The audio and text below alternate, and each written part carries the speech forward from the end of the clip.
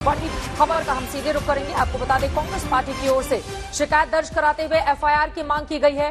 BJP अध्यक्ष JP Nadda और प्रवक्ता संबित पात्रा के खिलाफ शिकायत दर्ज कराई गई है और साथ ही दिल्ली के तुगलक थाने में एफआईआर की मांग कांग्रेस पार्टी की ओर से की गई है। आज संबित पात्रा की ओर से टूल किट को लेकर कई खुलासे किए गए, जिसके बाद कांग्रेस पार्टी का ये जवाब था कि दरअसल ये पूरी तरह से फर्जी है। गौरव भाटिया, सीधे इस पर एक आपकी टिप्पणी हो जाए, उसके बाद मैं बाकी मेहमानों के पास जाऊंगी। शिकायत दर्ज करा दी है, एफआईआर दर्ज करने की मांग की गई है आपके बड़े नेताओं के को लेकर। चित्रा जी, मैं एक ही बात कहूंगा कि सत्य को विचलित तो किया जा सकता है, परास्त नहीं किया जा सकता। और ये झूठी फरेबी कांग्रेस पार्टी की इतनी हिम्मत नहीं है कि सच्चाई को परास्त कर दे। तभी मैंने आपके चैनल पे एक बात पूछी थी, अधिवक्ता की हैसियत से पूछी थी। कंप्लेंट देना एक बात है, उसके बाद उस पे एफआईआर होना दूसरी बात है। एफआईआर का नंबर मैंने तभी मांगा था, लेकिन अगर एक क्षण के लिए मान लें कि एफआईआर भी हुई है तो हम इतना ही कहेंगे, ये एफआईआर में जब विवेचना होगी तो ये षड्यंत्र के जो हाथ हैं ये पंजे के ही निकलेंगे। कांग्रेस पार्टी की सोनिया गांधी, राहुल गांधी और प्रियंका वाड्रा के ही निकलेंगे। और मैं आपको 20 दिन से जो एजेंडा भारत के खिलाफ नरेंद्र मोदी जी की छवि धूमिल करने के लिए चलाया जा रहा है, उसके उदाहरण भी दे सकता हूं, और उसकी वजह केवल एक है। और मैं फिर अंत करूंगा, जैसे आज तक चैनल है, प्रतिष्ठा है, सम्मान है, ऐसे ही देश के यशस्वी प्रधानमंत्री हैं, उनके पास उन्होंने इज्जत कमाई है, उनकी प्रतिष्ठा है। और कांग्रेस पार्टी उस व्यक्ति की तरह है जिसके पास खोने के लिए कुछ है ही नहीं, जो केवल गंदगी में ही रहेगी और इसीलिए आरोप अनर्गल लगाती रहती है। मैं भूला नहीं हूं, राहुल गांधी सर्वोच्च न्यायालय गए थे, झूठ बोलने के लिए माफी मांगी थी, अनक्वालिफाइड अपॉलजी राफेल में, हम सबको याद रखना चाहिए। और इसके अलावा तमाम और उदाहरण हैं। इसलिए अभी भी सत्य सामने आएगा और देश के खिलाफ जो साजिश कांग्रेस पार्टी कर रही है ये पकड़ी जाएगी। ये मुंह दिखाने लायक कहीं नहीं रहे। चलिए, अभय दुबे जी इस पर जवाब दे दीजिए। लेकिन गौरव भाटिया, जब लगातार लाशें गिनने की कमी पड़ने लगे इस देश में, गंगा के ऊपर उतराती हुई लाशें दिखाई देने लगे, तो क्या हमें छवि बचाने की चिंता करनी चाहिए?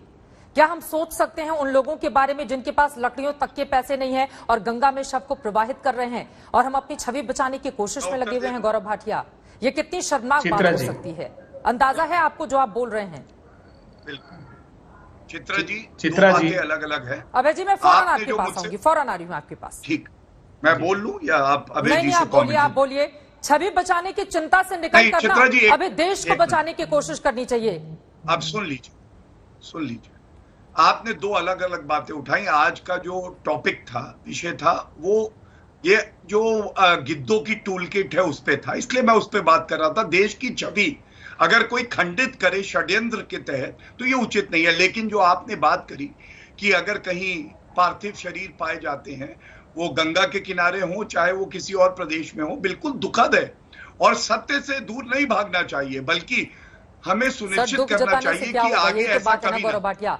दुख जताने से क्या होगा? आज टायर जलाकर शवों को श्रद्धांजलि देते हुए परिवार के लोगों की तस्वीरें सामने आई। सर, मेरे और आपके दुख जताने से क्या होगा? ये तस्वीरें हमें विचलित क्यों नहीं करती और इसको रोकने के लिए तत्काल कोई कोशिश क्यों नहीं की जाती है? ये अपने आप में बड़ा सवाल है। पॉलिटिक्स बाद में, लेकिन अभय दुबे जी आप जवाब दीजिए। और इसी के साथ साथ देखिए, ये विपक्ष के लिए बहुत आसान है कि सत्ता पक्ष पर कीचड़ उछाले और सवाल करे। सवाल करना भी चाहिए विपक्ष को, लेकिन इसी के साथ जिन राज्यों में आपकी सरकार है वहां पर क्या हो रहा है, एक छोटा सा एग्जांपल मैं देती हूं। राजस्थान कोटा का एक उदाहरण सुनिए। ताथेड़ पंचायत है, 8 गांव में हर घर में खांसी, जुकाम, बुखार से पीड़ित मरीज हैं। 6,500 की आबादी है, सिर्फ एक डॉक्टर और एक महिला नर्सिंग कर्मी है सर वहां पर। लोगों को कोरोना टेस्ट के लिए 10 से 15 किलोमीटर दूर जाना पड़ रहा है। हमें शर्म नहीं आती है कि हमने किस तरह की व्यवस्था कर रखी है और यहां पर बैठकर कीचड़ उछालने का काम केवल किया जाएगा? बोले अभय दुबे जी, ये सवाल आपसे ही है। चित्रा जी, 1 साल का समय था। मैं देश के आदरणीय प्रधानमंत्री जी से पूछना चाहता हूं, बताइए, जब एंटीजन टेस्ट की क्षमता 17 लाख पर डे है और 16 लाख आरटीपीसीआर टेस्ट की, तो वो टेस्टिंग किट प्रधानमंत्री जी कहां है? राज्यों को आपने उपलब्ध क्यों नहीं कराया? देश के प्रधानमंत्री जी से आग्रह पूर्वक पूछना चाहता हूं, आप बार बार कहते हैं कि हिंदुस्तान ने सबसे ज्यादा वैक्सीन लगाए, अरे क्या आपने इजराइल को नहीं देखा? सर, मैं आपसे सवाल पूछ रही हूँ, आपकी राज्य सरकार ने तैयारी की थी, इनकी गलती तो है, ठीक है, गलती तो है, इस बात को स्वीकारने में कोई दिक्कत नहीं है अभय दुबे जी, लेकिन आपकी राज्य सरकारें क्या कर रही थी उस पर भी तो कुछ बोलिए ना। मैं बता रहा हूँ आपको, देखिए ऑक्सीजन की जो परिस्थिति थी, ऑक्सीजन जानते हैं देश भर में प्रधानमंत्री जी 1 साल पहले से कि कितनी ऑक्सीजन। अरे आप ये बताइए, क्या आपके मध्य प्रदेश ने आरोप लगाया कि 12 घंटे तक ऑक्सीजन उत्तर प्रदेश ने रोक कर गौरव जी एक बार उनकी बात ऑक्सीजन पर्याप्त मात्रा में, दोनों लोग साथ में बोलेंगे, समझ में नहीं आएगा, प्लीज। चित्रा जी, रेमडेसिविर का प्रोडक्शन किसने अपने नियंत्रण में ले रखा था? केंद्र की सरकार ने। केंद्र की सरकार को चाहिए था कि समय रहते जब पता लग गया कि प्रोडक्शन कम, गांवों में डॉक्टर की व्यवस्था तो केंद्र सरकार नहीं करेगी ना, राज्यों की भी कुछ जिम्मेदारी है कि नहीं है? आपने देखिए अलग अलग गांवों से जहां पर कांग्रेस शासित राज्य है या फिर बीजेपी के, मैं चूंकि अभी आपसे सवाल पूछ रही हूँ इसलिए मैं कांग्रेस को लेकर सवाल पूछूंगी, आपने देखा है कि गांवों की क्या स्थिति है आपके राज्यों में? अब डॉक्टर की व्यवस्था, नर्सिंग स्टाफ की व्यवस्था, छोटी छोटी जो दवाइयां हैं उनकी किल्लत की कमी का ठेका आप केंद्र सरकार पर फोड़ेंगे, तो आपको क्यों चुना है वहां की जनता ने कुर्सी पर बैठाने के लिए? क्या आप आराम कीजिए राजभवन में?